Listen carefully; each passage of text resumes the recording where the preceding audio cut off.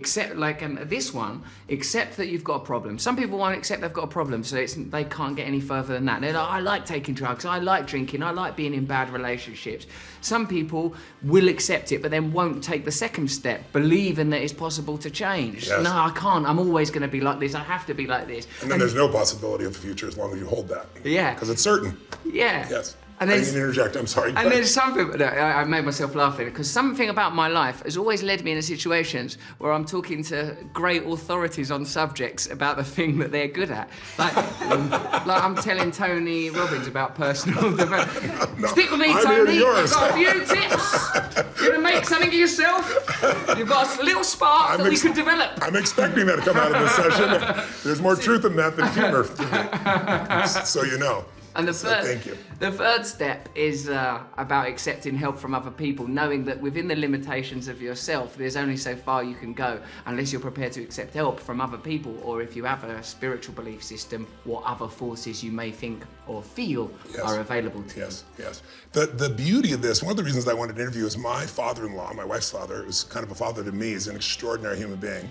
He was a wild man with alcohol specifically, drove his truck through the plate glass window of the bank just to have some fun, just really out there. Respect. That's right. You know how to do things full out, right? So I relate to that as a passionate man, I'm sure you do. But he cleaned himself up and became just an incredible source of inspiration and love and helped so many people. He just celebrated his 50th birthday in AA.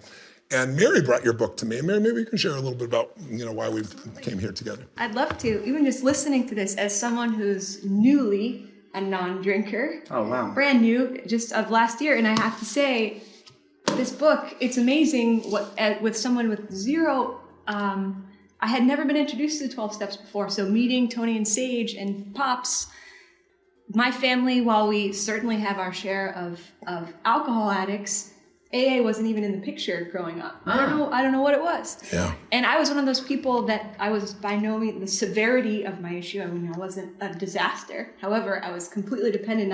If you had said you're not going to drink anymore, I would have said I can't. I can't even imagine it. I'm not one of those people that can just not drink. Yeah. And what blew my mind about this book and the 12 steps is it's like I finished this book and it was like, I can do this. It gave me I can do this. Oh, that's good, isn't it? Really. And I showed, so we got it when it came out in October, and we brought it to Canada to Dad. Yes, we did. For Christmas in December, and I remember Dad flipped it over, and so he looked at your version, your interpretation of the steps on the back. With the F's. Yeah. And, he put his glasses on. How old's Dad? 74 now, I think, 74. And he looked at it, and he was like, I know this guy. I like this. That's smart. And I need people to hear it in this modern voice. So, and it's true, I had never heard it presented in this way. And it never signaled to me you know what? This is an issue that I'm so just dependent to have any kind of social or sensual or any kind of interaction without alcohol seemed like an impossibility to me.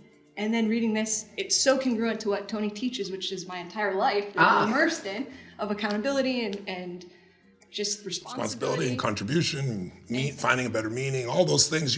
But you did it in such a way. And so I just want to acknowledge that, and my father-in-law, let's call him Dad, 50 years of being this, and his concern is that we're losing people today because the language and the approach gets in the way for some people's way of thinking in a modern world. And he loves your bridge. I just want you to know that, because I was curious how people in traditional AA would respond. Everybody's going to respond however they're going to respond. But I wanted people to hear your approach, because I think it modernizes it, makes it real for someone today. Sometimes words get in the way, and sometimes words pull us in. And you are a poet. I mean, just listen, anyone listening to your voice right now, and just the way you articulate, it's spectacular. It's why I was so honored to meet you and wanted to come see you. But the biggest reason is I feel like you've put that modern spin on, but you've still kept to the integrity of what this program is about. So it is an interpretation. AA is very strong, as I understand it, of it has to be exactly the translation. So this is not AA, it's the 12-step program through your eyes. And I just want you to know from our perspective and the people listening that this is a book that might be able to pull you in a whole different way if you never thought you'd be involved in AA. This isn't AA, this is 12 steps, but it's based on the science of what works. Yeah, that's true. What a wonderful way of putting it. Thank you very much, both of you, Miri, and I'm really flattered that it had that impact on your life, and of course of someone that's much further down the path than I am. Dad, as we are all now obligated to call him, the universal father, the great male patriarch archetype. And yes, a few words on Alcoholics Anonymous is an anonymous organisation for a reason, so no one has the right to say whether or not they go to AA. But I have a great deal of interest in 12-step programs, and I think the techniques that come from 12-step programs are invaluable. For me, it's a way of navigating yourself from unawareness to awareness. And I've heard that before said, that the somewhat antiquated 20th century language can be an obstacle for some people because it sort of uses terms that are maybe loaded and sometimes a little complex, e.g. I'm not criticising it because it's a magnificent piece of cultural architecture, but the first step admitted we were powerless over alcohol and that our lives had become unmanageable. I reduced to, are you like, and that for me is a more succinct way of, yeah. You and I have more in common than you can imagine. Because we want to use language I use language of that nature also, not to be stupid or harsh or sound like you're a sailor, but to get people to be able to relate to what's real in their life. Because if the word gets in the way of the human spirit, get rid of the word. You know, if there's a better word that's going to pull out who you really are, pull it out, whatever that word is. And there's certain words produce more passion than others in the modern culture. Not for everybody, but I love it. So tell us, can we take a second before we begin, and then we'll talk a little bit about what addiction really is. But can we walk through your version of the 12 steps then? You just gave me the first 2 there, so can we do that together? Thank you, yes please. Thank you, Mary. So normally the first step is we admit we're powerless over alcohol, that our lives have become unimaginable, and you've already said, are you a bit is the first question you got to answer.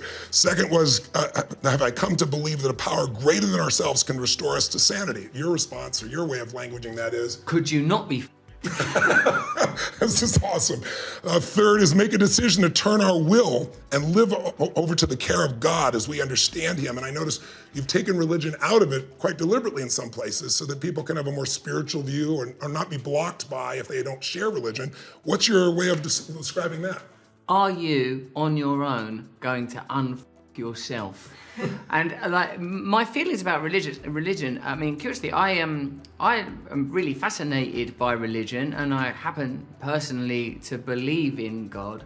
But my personal sense is that when it becomes problematic for people culturally or in terms of gender or sexuality, that we should, I try to, and this program in fact encourages you to look at where, in fact it says it in the original literature of these programs, be quick to see where religious people are right. You know, and I suppose implicit in that is the idea that religions may bear baggage culturally that might not be appropriate to the way we see the world now. How could people possibly predict how things would evolve and change? But and for me, the thing I'm interested in is